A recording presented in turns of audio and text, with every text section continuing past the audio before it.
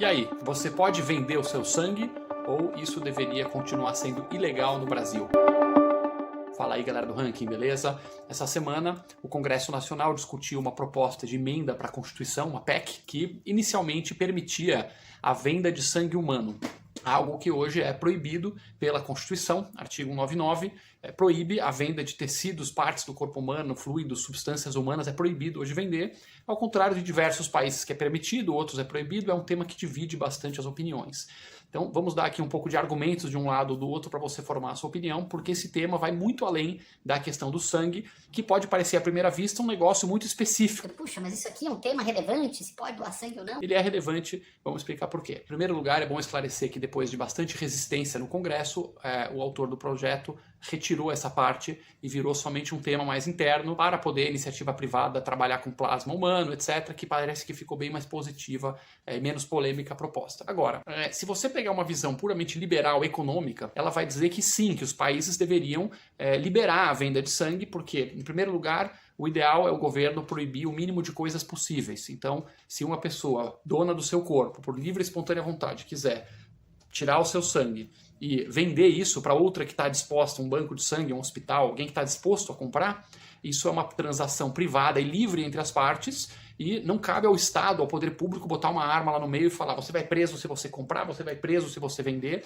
porque é uma coisa privada. E além disso, tem um argumento econômico para você reduzir as filas do banco de sangue, porque a gente sabe que existe uma falta de sangue em muitos bancos de sangue do Brasil, existem pessoas que morrem por falta de sangue, às vezes tem uma emergência, precisa de uma transfusão e não tem o sangue correto que ele precisa. Segundo esse argumento, se você liberar a venda do sangue, você vai ter um mercado que o preço vai subir, se tiver faltando sangue, o preço vai subindo, mais pessoas vão ser atraídas para poder vender, e aí vai suprir a demanda, então você vai equilibrar a oferta e demanda, e aí quando tiver sobrando, digamos assim, sangue, vai diminuir um pouco o preço, vai ter menos gente vendendo, e assim, através de um mecanismo de mercado, você vai acabar com a escassez. Você acaba com uma escassez através de um sistema livre de preços.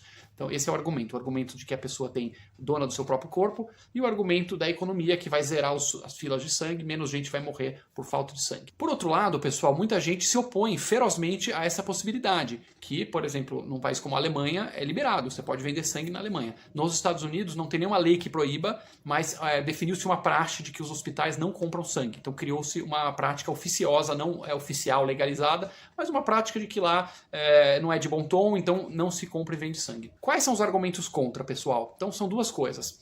Em primeiro lugar, vamos pensar junto, quando você libera a venda do sangue, você acredita que as pessoas que vão lá no hospital e furar a sua pele e tirar o sangue para poder receber o dinheiro são as mesmas que hoje estão fazendo doação? Não, é um perfil diferente. Qual é a tendência dessas pessoas que vão lá fazer isso? A tendência, não quer dizer que é todo mundo, não dá para generalizar, mas a tendência é que vão ser pessoas mais desesperadas por dinheiro, ou porque a pessoa está muito carente, ou muitas vezes pessoa em situação de rua, que quase sempre envolve álcool e drogas, um desespero, uma pessoa que não está plenamente consciente dos seus atos, que vai lá agora não pela doação, mas pela venda. Então o argumento é que a qualidade do sangue tende a cair muito. Imagina que você vai lá no banco de sangue e na fila tá um monte de gente que é dependente de droga e que tá lá para pegar o dinheirinho de tirar o seu próprio sangue para comprar aí crack ou sei lá o que. Então a qualidade pioraria muito. Teria que fazer uma triagem muito mais forte, teria muito mais probabilidade de infectar com doenças. Então esse é um argumento.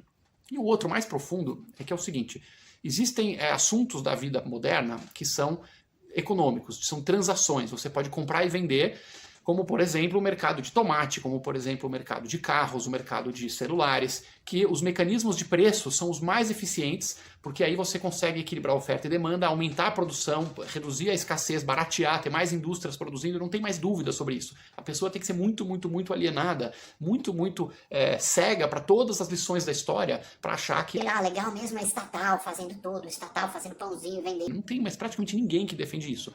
Os mecanismos de livre mercado, de preço, de compra e venda, eles são ideais para esse tipo de bem.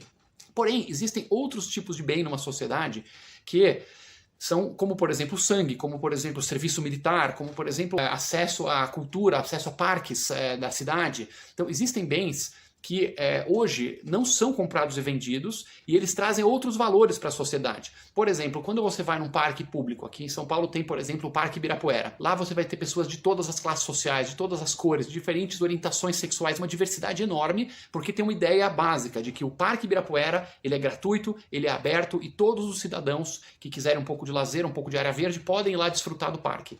E tem muita gente que quer desfrutar. Se você colocar lá um bilhete, um ticket, um preço, você transformou aquilo em política de mercado. Então, uns vão ter acesso, outros não. Você destrói um valor não monetário para introduzir um valor monetário. Então, ele é eficiente, o sistema de trocas, mas ele inevitavelmente destrói um outro valor que às vezes é muito importante para nós.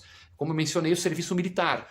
Imagina, por exemplo, que em vez das pessoas serem convocadas e terem que servir ao país de acordo com um sorteio ou algum critério assim, fosse comprado e vendido. Então você é escolhido lá para ir para o exército e de repente você pode comprar o lugar de outro, dar um dinheiro para outra pessoa, ela fala, não, você serve para mim, eu te dou aqui 10 mil reais. E o outro cara topa, você topa, é uma troca livre.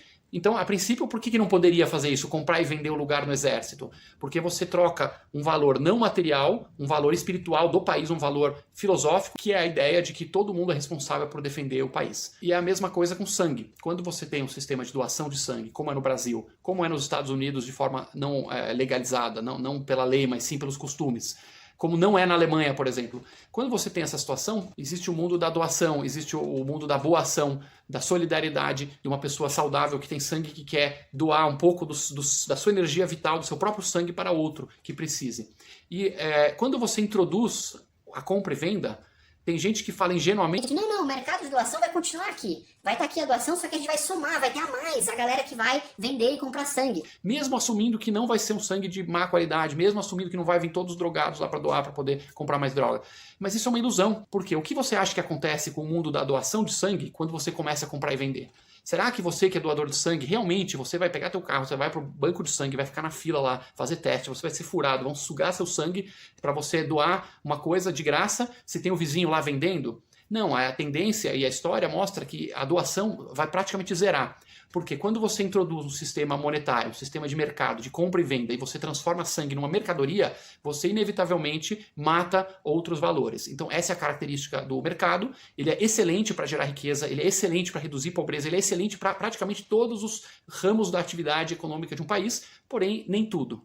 Nem tudo. Um país que tem solidariedade, um país que as pessoas vão lá e doam, um país que as pessoas servem ao exército e defendem a pátria, um país que tem parques públicos e espaços que as pessoas podem conviver, isso também são valores importantes para um país e é por isso que nem tudo deve ser comprado e vendido. Qual é a sua opinião sobre o assunto? Você acha que essa lei deveria ser modificada para permitir, assim como na Alemanha, a venda de sangue ou continuar como está no Brasil? E se você gostou desse vídeo, siga o Ranking dos Políticos nas redes sociais.